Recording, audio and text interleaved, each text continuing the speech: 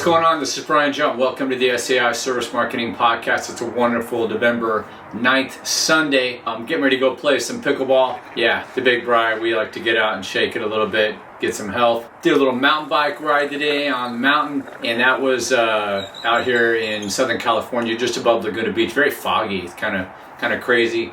Always trying to get my cardio in when I can, especially on the weekends. So if you're a first-time listener to the podcast, we like to talk all things marketing, our rocket fuel, if you will, to help your business ascend into orbit. The idea is to always try to make more money and hopefully work less, or work the same and make more money, right? At the very least, you don't. If you're working more to make more money, that's kind of the common sense, but yet it doesn't need to be if you can be more efficient. And with all these new AI and you name it, there's just so many options now that you can really kind of ascend greatly, exponentially.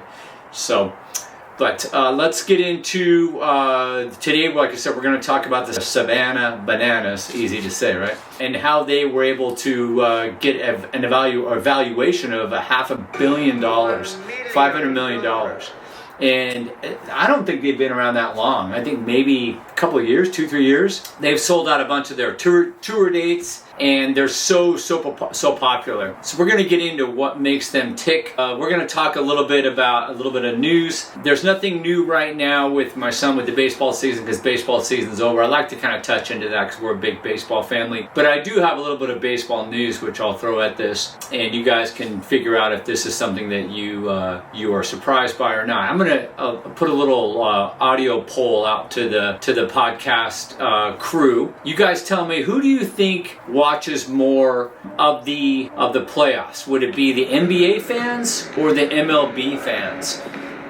And I'll tell you right now, I was surprised. So that says a lot, because you would think that I would know, because I'm an MLB, I'm a fan. I'm that guy. I'm the guy that was watching the World Series and the playoffs and a few games here and there. Of course, our son playing in the minor leagues. Who do you think it is? Do you think it's NBA or MLB? And I'll tell you right now, the king is probably, at least in the United States, is American football. So that's not even included in this survey. But no, it's not the NBA. The past 2 years, and I could dive in and find out why, but MLB has had quite a bit more viewership for the games versus NBA. And I don't know if that means MLB is taking it from NBA or vice versa, if MLB is just getting more popular and there's just more fans by a pretty wide margin since 2023. Before that, it was actually NBA. And it could be, there's so many different things, right, that could make this happen. But I'll tell you right now, it was surprising to see by millions of viewers that the MLB of the World Series and the preseason or postseason playoffs, MLB just crushed. That's good. That's good. I'm happy for that, because like I said, we got family that is in the game. So as long as otherwise, if it was growing, that's fine too. So, I hate to see my son get into a sport where, due to attrition or whatever, it's actually dying.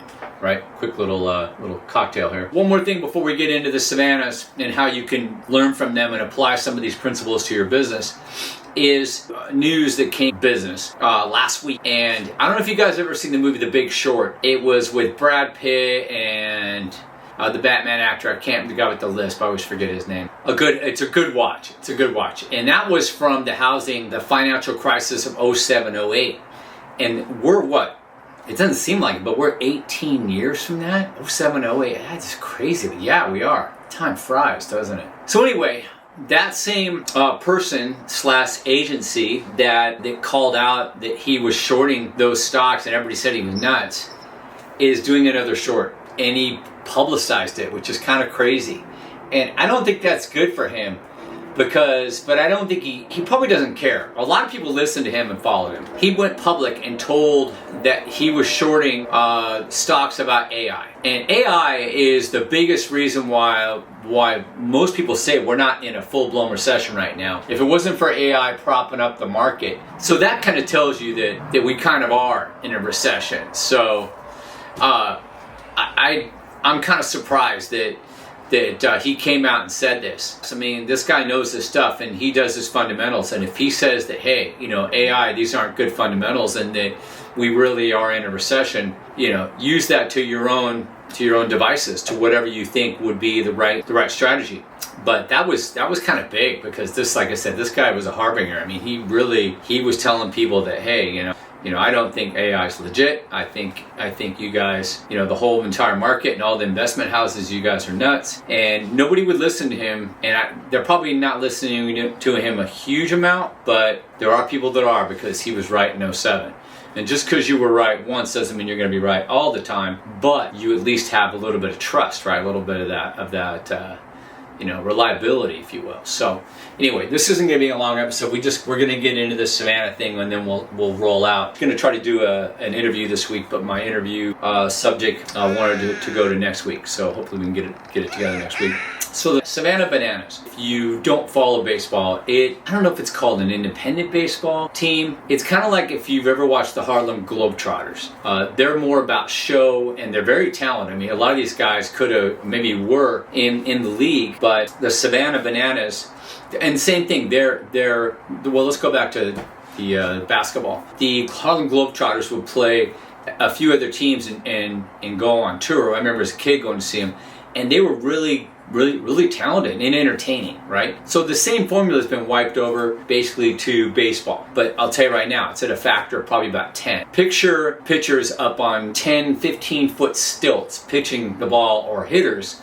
on stilts, and they're doing acrobatics, they're doing shenanigans in the field, just all kinds of stuff. And it takes an athlete, and then also kind of a athletic comedian, if you will, to have that kind of vibe to be able to get out and do this activity. And baseball teams forever, I'll tell you right now, if you go turn on a minor league baseball game and look at the fans, it's sad. I mean, there's just not that many people that are into it for whatever reason, right?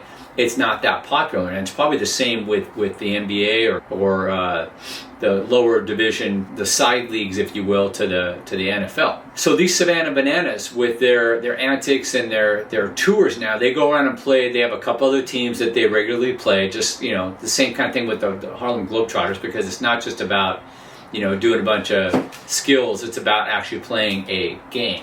I'm a purist when it comes to baseball, so it just doesn't ring my bell. I don't want to go take the kids. And I would, even if I had younger kids and I was hoping that they were taking baseball seriously and they were going to go play maybe at high school, maybe even get into college due to baseball, that I would think that I probably wouldn't want to take them. I wouldn't want them to see baseball as kind of a joke. But I think if you have a young kid, you want to have a family activity, why not? It's going like the same. It's akin to go and watch monster trucks, or supercross. I mean, I don't know. Supercross is kind of a true sport. Monster trucks is kind of silly, but you could say those guys actually race or jump or whatever. So maybe they view it as a true sport. I don't know. But the Savanah Bananas are actually just killing it. Like I said, $500 million doesn't lie. And they've got every time they go, they sell out. Most baseball games don't sell out. And so they're more popular than, I'd say, half the MLB league. As valuable as the smallest team yet, but I mean, I would say most teams, the small teams, are probably only worth, maybe that much. They might be worth more than some of the smaller teams. I know the California Angels is still probably worth a couple $2 billion, so they haven't quite reached that level yet. But let's get into why. Let's get into why this could work for you. What you could do. So what they've done is they've basically entertained first and then performed second. They've created viral caliber moments that are worth sharing and people sharing. When a pitcher's up on stilts and throwing a baseball, that's not easy to do. They've kind of broken the unspoken rules of our industry. I say our, like I'm in the baseball industry. And they've built like a tribe, not just a customer base.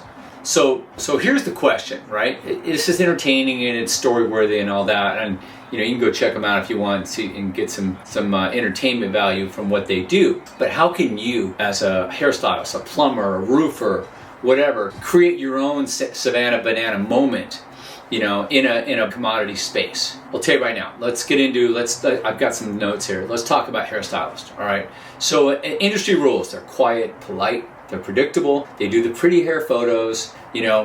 How can you break that? You could do a 60-second makeover challenge. Playful energy, commentary, cheering, countdown clock, and then have it go wrong, right? Use some AI, whatever. And then you could have your little signature move. Every client gets like a runway reveal walk.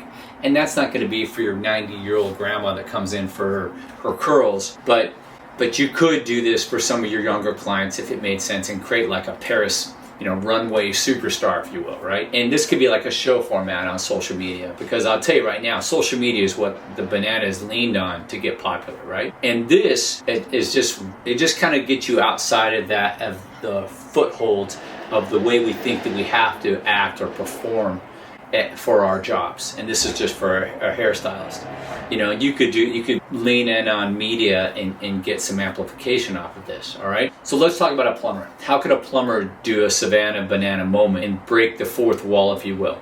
Okay, so you make plumbing entertaining, right? So the pipe rescue squad, it could be the comedy, a hero unit comes running out, they got their uniforms, their patches, their theatrics.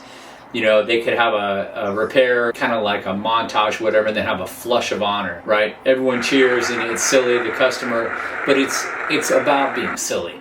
You could have something called gross or genius, and you guess what's clogging the pipe before they open it, and then you can ask the customers who do the video, or not the customers, the viewers, right? You could do maybe luxury bathrooms of Southern California, tour series, gorgeous remodels, top design and water systems, blah, blah, blah. So the idea is you're trying to get to the personality, the people behind like I said, that fourth wall, right? The pipe whisperer, the Captain Flush, the leak detective, whatever. You could be one of the most entertaining plumbers in America, and that's going to amplify you, and you're going to make money off of it. And you probably would have fun too, and it's not too much work. That's local news would eat that up. Absolutely eat that up. And then last one, let's get into roofer, okay? Industry rules with a roofer. You're invisible, no brand personality, before and after pictures, insurance job can be hell, right? Break the rules. Break those damn things, right? So make the roof the stage. A rooftop concert series, local bands perform an acoustic set on a roof after a job's completed. That's got all kinds of things that say, wow, be careful. You film and post it, like a small little acoustic set, like Landeliers, what do they call it? The acoustic band. You could do a mini doc, tell the story of the home and the family, the roofs of Orange County. It's basically the house, right? And storm and damage lies people believe, like a Mythbuster. You could have drone content, cinematic soundtracks. Something like we protect the stories under your roof.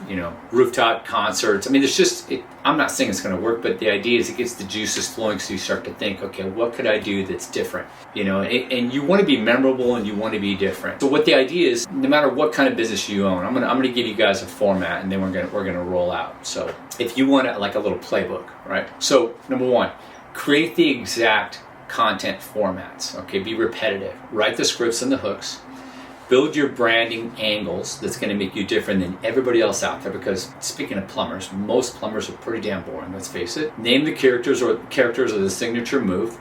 Map out how to launch and get local media, because you're going to have to probably reach out and then connect and then amplify that with ads, what have you. And then plan like a 30-day rollout calendar for each. That right there, that's a blueprint on how you can do this. Come up with some ideas. They may not be bangers. You might get some snoozers, some turds. But the idea is, do this, and you're going to learn. B, you're going to get more business. And C, you might pop off. You might go viral. And then all of a sudden, you're the Savanah Banana of the roofing industry or plumbing or whatever, right? This is kind of like a social media episode. It's about how to be different and how to lean in on your personality and what you can. Anyway, guys, that's it. We're just under 20 minutes here, and I told you I was going to make this short and sweet. We've got to get out and do some things, but have yourself a fantastic week, and we will catch you on the next SAI Service Marketing Podcast. Bye-bye.